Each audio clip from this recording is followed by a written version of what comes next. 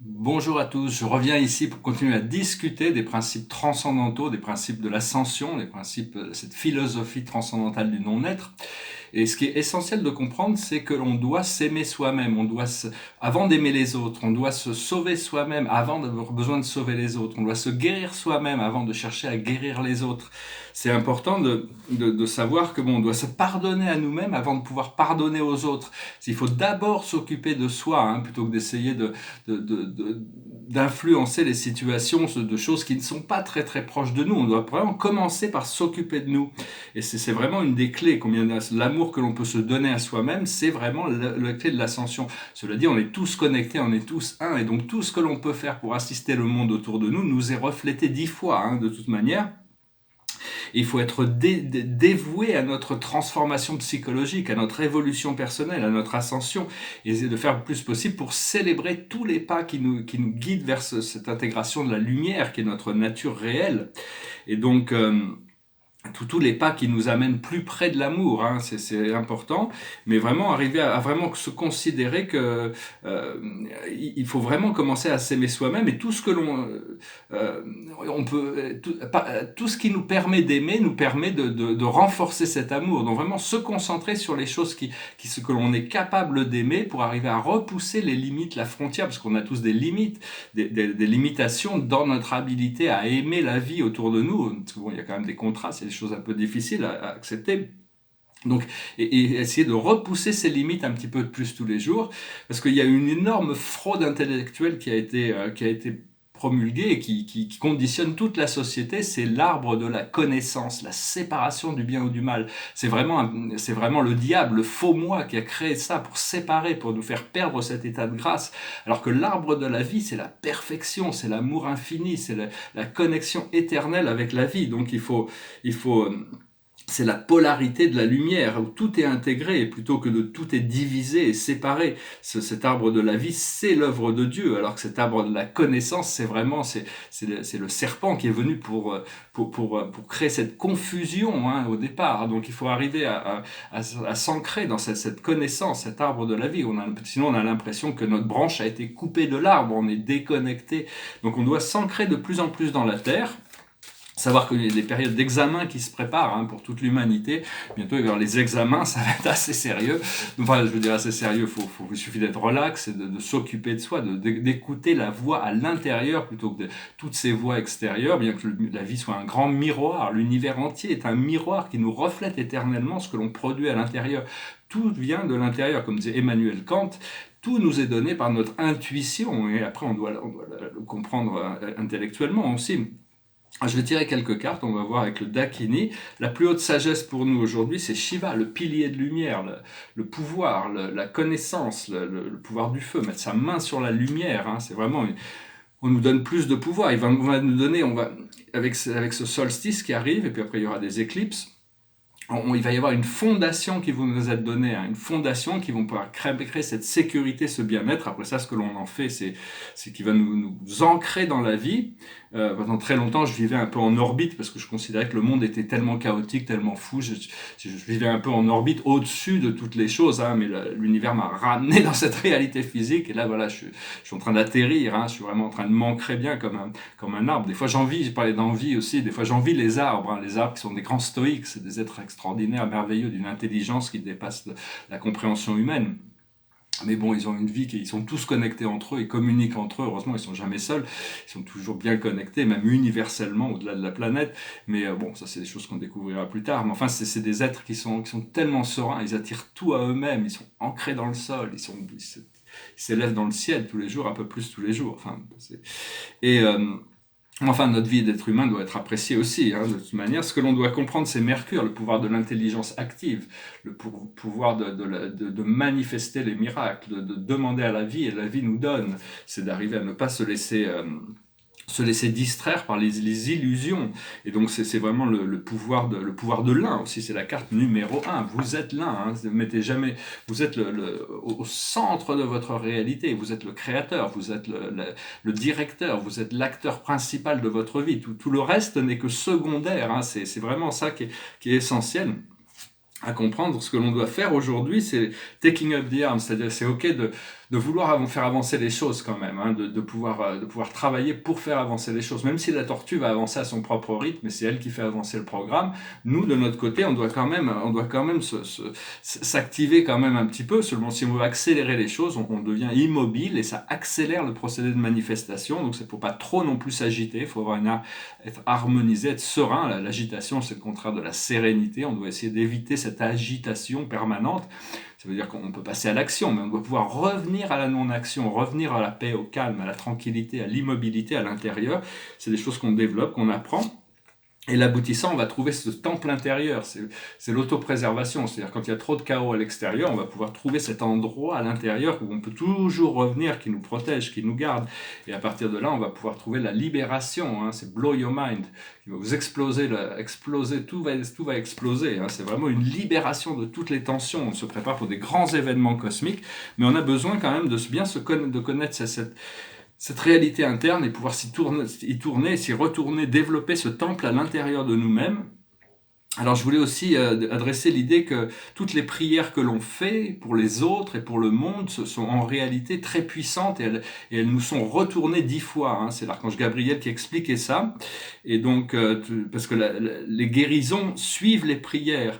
Et même si on ne voit jamais le résultat de nos prières, des bonnes pensées qu'on envoie pour le monde, à chaque fois qu'on interagit avec le monde d'un point de vue psychologique, quand on envoie des bonnes pensées, on ne voit jamais les résultats. Des fois, j'ai l'impression que d'enseigner la philosophie spirituelle, c'est un peu comme lancer des pavés dans la mare. Hein. Ça sert à... Je me dis, mais bon, on est vraiment tous connectés dans l'un et ça sert vraiment l'un. Il y a vraiment des choses on n'a pas besoin de vraiment connaître les tenants et les aboutissants. On doit continuer à travailler à travers notre foi. Parce que tout travail travaille pour l'un et à l'intérieur de l'un. Savoir qu'il y a des solutions créatives au-delà de l'esprit mental. Hein, il faut avoir la foi. Et ce que l'on peut prier, c'est que tous les êtres reçoivent l'amour divin dans leur cœur. Hein, ça, c'est vraiment, et on dit merci à Dieu pour donner cette clarté. Comme ça, une fois qu'on reçoit l'amour divin, on devient sensible, on change notre société, on devient plus respectueux, on prend soin de tous les êtres, hein, parce que je ne veux pas commenter sur ces choses sombres, mais bon, ils dépensent des milliards et des milliards et des milliards et des milliards à essayer de faire des vaccins, mais bon, il y a 8 millions de personnes qui meurent de faim tous les ans, et ça, un dixième de cet argent pourrait éliminer ça, hein. Il y a 8 millions de personnes qui se suicident tous les ans à cause de problèmes, la plupart c'est des problèmes financiers. Un dixième de cet argent pourrait rassurer tous ces gens pour les garder sur Terre. Donc tout ça, c'est vraiment une question de volonté politique et de bienveillance, de sensibilité. Mais bon, parce qu'on gâche beaucoup de nos ressources dans ces guerres et ces choses-là qui sont complètement inutiles. Hein. On va devoir changer de paramètre. Et donc, parce que la prière, c'est généralement les gens prient quand il n'y a plus d'autre choix. Enfin, je ne parle pas des gens qui sont religieux, dans l'islam on prie tous les jours, mais je parle en général. Quand il n'y a plus d'autre choix, les gens se tournent vers Dieu et se tournent vers la prière. Alors que ça devrait être la première chose que l'on fait. On commence par demander à Dieu que les choses soient résolues, hein, parce qu'il y a toujours la possibilité du miracle divin. Actuellement, il y a une énorme insatisfaction dans la vie, parce qu'il y a beaucoup d'incertitudes sur le futur, hein, mais là, il va y avoir des éclaircissements qui vont arriver, on va recevoir de plus en plus on devient conscient, plus on pourra prendre conscience de nos mentors dans le monde invisible, et on va nous-mêmes devenir mentors de toute une société, hein, de toutes sortes de gens qui ont besoin de cette assistance, parce que le flot d'énergie est en train de s'élever. Et donc voilà, c'était à peu près le message que je voulais adresser aujourd'hui. Et maintenant, ouais, voilà. Bon, tu sais, porter des masques et tout ça, c'est très temporaire, hein, tout ça va s'effacer très rapidement. Derrière moi, c'est un portrait d'homme. On m'a dit, bah, pourquoi tu fais toujours des portraits de femmes? J'ai fait aussi des portraits d'hommes, parce que les femmes m'inspirent plus que les hommes, hein, toujours, pas pour moi personnellement, mais enfin, il est assez beau, je trouve il a un bon dynamisme, il est un peu rêveur, hein, mais il est assez beau. Et ici, c'est un tableau de 2001. C'est le premier tableau que j'ai peint en France quand je suis rentré en France sur les 7 grandes familles spirituelles, hein, avec le DIT, qui est la première famille, hein, le Père, le Fils, l'Esprit, avec le suprême, l'ultime, l'absolu, les êtres super personnels, les pré-personnels, les êtres non révélés, les finaliteurs, qui sont les êtres plan de la finalité, les transcendantaux, avec les architectes de l'univers maître, qui sont l'ordre supérieur de ces transcendantaux, qui sont exclusivement paradisiaques, les êtres issus de la Trinité suprême, avec C'est des super administrateurs, les ordres des jours, les êtres de la Trinité coordonnés, les êtres suprêmes, les fils de Dieu, des paradisiaques, descendants de l'univers, descendants, les fils et filles de Dieu ascendants, on fait partie de ce groupe, et les filles et les fils de Dieu trinitisés, c'est notre futur, on sera trinitisés. Après ça, il y a les personnalités de l'esprit infini, les personnalités supérieures, les messagers, les hôtes de l'espace et les ministères du temps, les citoyens de l'univers, les citoyens permanents de l'univers, les aides de l'univers, les colonies de courtoisie, et ici les directeurs de pouvoir, les centres de pouvoir, les contrôleurs d'énergie, qui sont des êtres très mystérieux, qui font fonctionner tout cet énorme univers. Mais cela, on ne les rencontrera pas, on ne les rencontrera qu'une fois qu'on aura atteint le paradis, ils resteront mystérieux jusque-là. Je vais tirer une dernière carte, puis je vais chanter une chanson, c'est une chanson un peu romantique, bon, je chante des chansons qui... un peu rock'n'roll, qui moi m'avait... des chansons avec lesquelles j'ai un peu grandi avec tous ces groupes de rock'n'roll. It goes like this. Shadows grow so long before my eyes, and they're moving across the page. Suddenly the day turns into night, far away from the city. But don't hesitate, 'cause your love won't wait. Oh, baby, I love your way every day. Wanna tell you I love your way every day. Wanna be with you night and day. The moon appears to shine and light the sky with the help of some firefly. I wonder how they have the power to shine, shine, shine. I can't see them under the pine. But don't hesitate, 'cause your love won't wait. Oh, baby, I love your way every day. Wanna tell you I love your way. Wanna be with you night and day. I can see the sunset in your eyes, brown and gray, blue besides.